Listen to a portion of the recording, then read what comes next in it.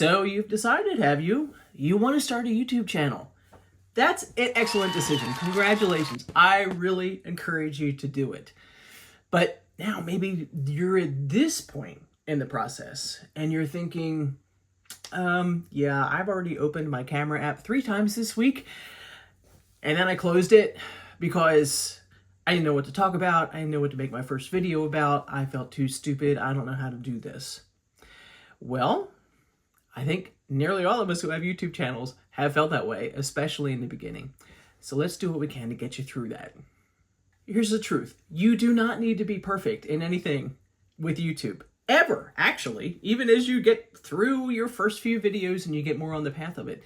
It's about taking action. It's about having motion and moving forward and learning as you go. It's a forgiving place, I think, with a forgiving audience who are more interested in having you say things that connect with them and getting a sense that you're authentic in what you're talking about and that you care about the people that you're talking to. That's far more important than feeling like your lighting is perfect or you know, everything you're saying on camera is perfectly poised, because it's not going to be.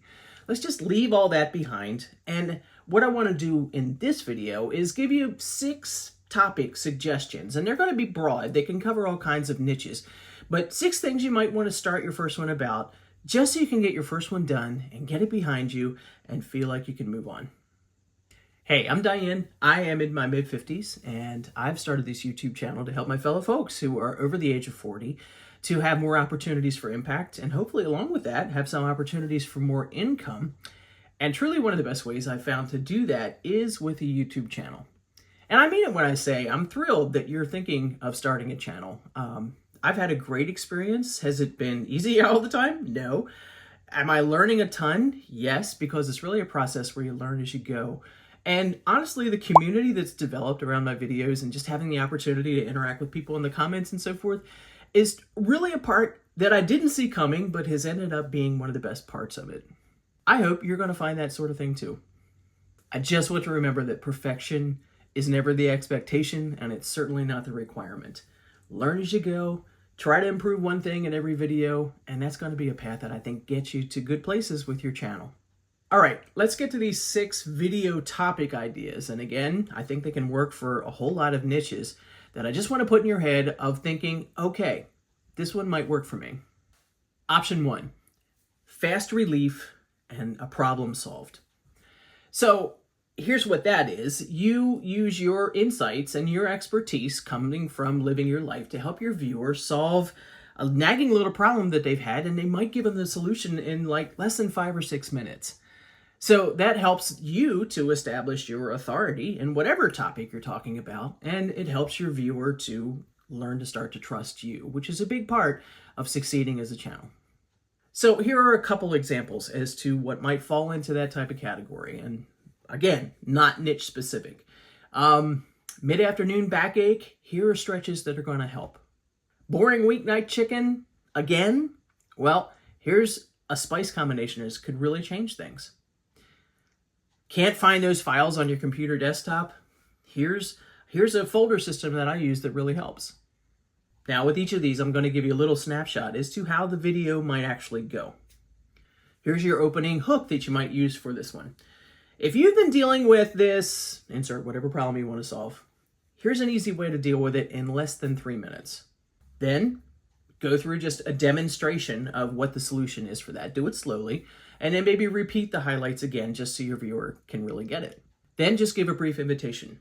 Invite them to leave a comment below. Hey, if this worked for you, tell me how you're putting it to use. Or if this still seems confusing to you, I'd love to give you some extra insights. Leave me a comment below as to what I can do to help. So here's why this topic is great for someone who is just kind of working on putting out their first video. It's short, it's useful to the viewer, it's very low stakes, and it's very low pressure. You're not teaching an online course by any stretch. You're giving a brief, quick solution that helps your winner get a win on a random Tuesday evening when they're watching you. Here's a suggestion for topic number 2, doing a product review.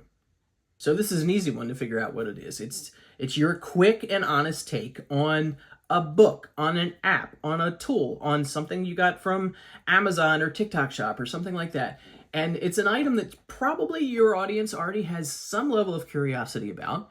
So they're going to be interested to hear how you assess it. And that could be by cost, that could be by time, that could be by simplicity, that could be how it actually helps you. All these things, and again, this is not niche specific at all. This could be any type of product that you want to start with. Here are a couple of examples to think through. Here's a $12 kitchen knife that I use every single day. Here's a planner that I use because I get busy and distracted, and this actually helps me to stay on course. Or you could go to software, something like ChatGPT, of how I actually use ChatGPT for my everyday life and talk about meal planning and budgeting and those sorts of things too. See, here's a little snapshot as to how that video might go. So your introductory hook could be, so you're thinking about buying or trying and insert whatever you're reviewing there. Let me give you an overview of how it's worked for me. Then you could just kind of go through 3 bullet points. What it's good for, the things maybe that you had some challenges with, and then throw in a little surprise one at the end. You can kind of end with a little bit of a verdict of, if you're this type of person, this was great for you. Maybe if you're this type of person, this isn't going to be so hot. Then again, you can give an invitation to interact with you in the comments and say, if you want a more complete demo on this, I'm happy to do that. Just leave me a comment asking that. I think this topic is great because there is no need for you to be an expert whatsoever. You're just giving an overview of something that you're already presumably using and liking and putting to use in your life somehow. So that gives you an authoritative viewpoint to be able to speak to it, and you can just give an honest review. People really like that rather than just being sold to all the time on the internet. Hey, I've got 4 more topics coming, but could I ask you to? That would be a big help. And hey, I love to stay connected. Here's video option number 3 to consider. I just learned this, and let me show it to you. So here's an overview. It could be something that you've just recently learned, and you can actually go through and show the exact steps as to how to do something. One good thing about sharing information on YouTube is that you only have to be a step or 2 ahead of your viewer. There's no expectation for you to be an expert, and I think people like to see you on the learning process too.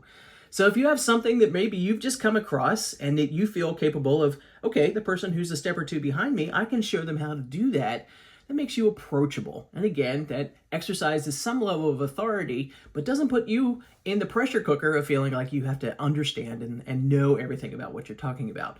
You're on the learning process, and you're just sharing what you learn with the people who are a little bit behind you on the path. So what would be a few examples in this? Something insightful that you learned that helped you to be able to better connect with your preteen granddaughter. A 10-minute stretching routine that you do every morning that is helping you be more limbered up for the day. Here's a simple way that I organize the photos on my phone so I can actually find them when I'm looking for them. Here's a little snapshot of how that video might go as you're doing it.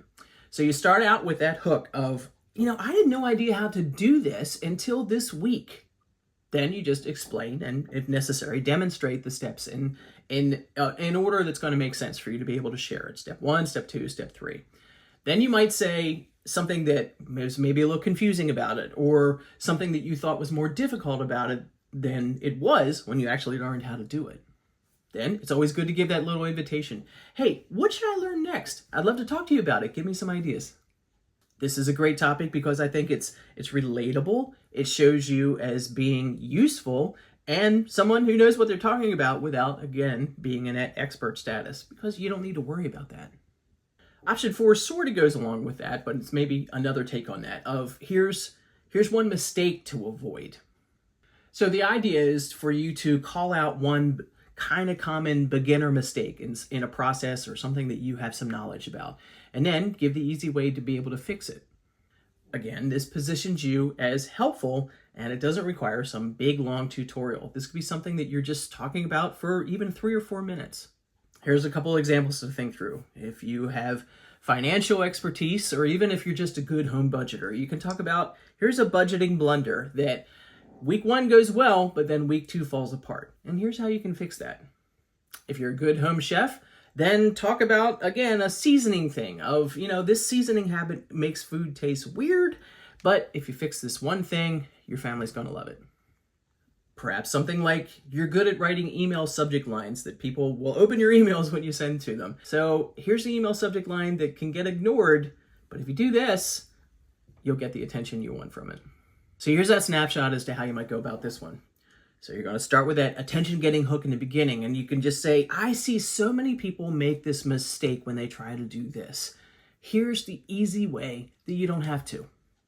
You might want to quickly assess why that mistake can often happen and assumptions that people make that lead them to that. Then just show the fix. Give some quick details and maybe a fast recap once you're done, just to help people really kind of get it. Then invite the comments. Has this been a mistake that has thrown you off the path? Or are there other things that you're wondering about this? I'm happy to try and answer other questions.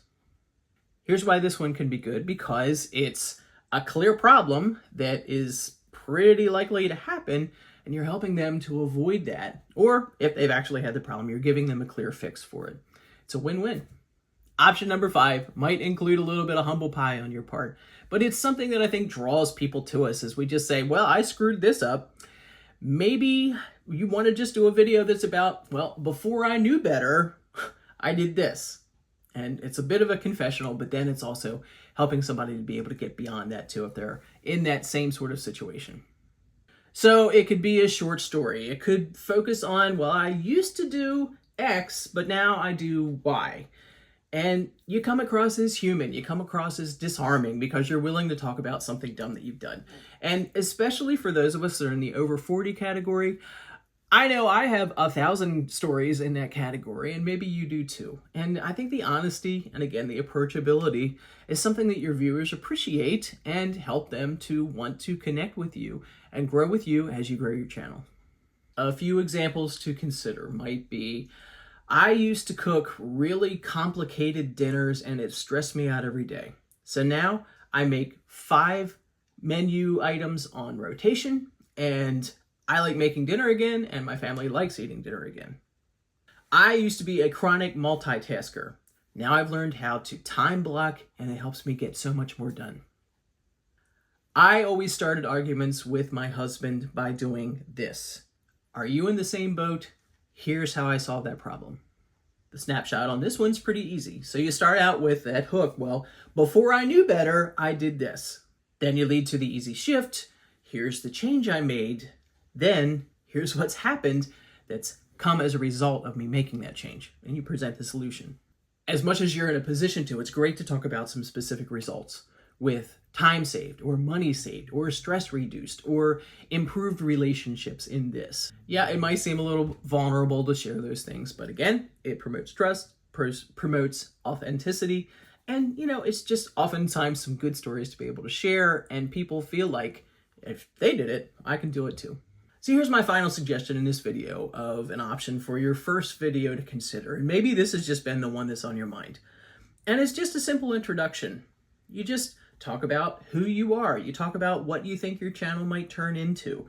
You talk about, some expertise that you bring to the table. This is the one that I used when I pivoted into the kind of channel that I'm building now. When I very first started this channel, and you can see in my old videos, I posted 6 or 7 videos about a neck surgery that I had done because I saw that there wasn't anything on YouTube about it, and I thought, well, I'm going to go through the process. I'd like to kind of just chronicle how I'm doing through it. And man, I'm glad I did that. There's been so many people that have commented that they've been helpful, not because I was any great, great person talking about everything. I was going through it too and talking about how much pain I was in, but here's what I was doing to help. And I'm just so thrilled that there's been literally, I think, thousands of people at this point that have commented that they found them to be helpful. And I'm just so glad I did that. But I don't want to talk about neck surgery forever because thankfully I'm doing well past it and there's plenty of other things to talk about. So about a year ago, I pivoted with this channel and decided I wanted to share more of what I know as a communications professional and more of what I know about how to grow on YouTube. So that's what I started into. Did I know I was necessarily going to go as strongly down this YouTube technology, ChatGPT kind of path that I've ended up on at this point? No, but I pivoted and I just gave a little bit more of an introduction as to who I was. And that helped me feel like, okay, it's going to make sense for people who've been subscribers before and they've only heard me talk about neck surgery to move into something new. So it gave me a pivot point, gave me a chance to reintroduce myself with some other qualities. And it made me feel like, okay, here's a good point for me to jump off going forward.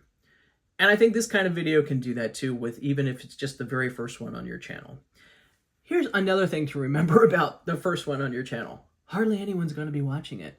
So your first few videos are far more for you than they are for the viewer. You know, if you get some views on it, wonderful. And especially if it's a topic you're like, hey, people were watching that one. Then when you get a little bit more experience and you're feeling a little bit better about doing it, then you can remake that video again with maybe some more details.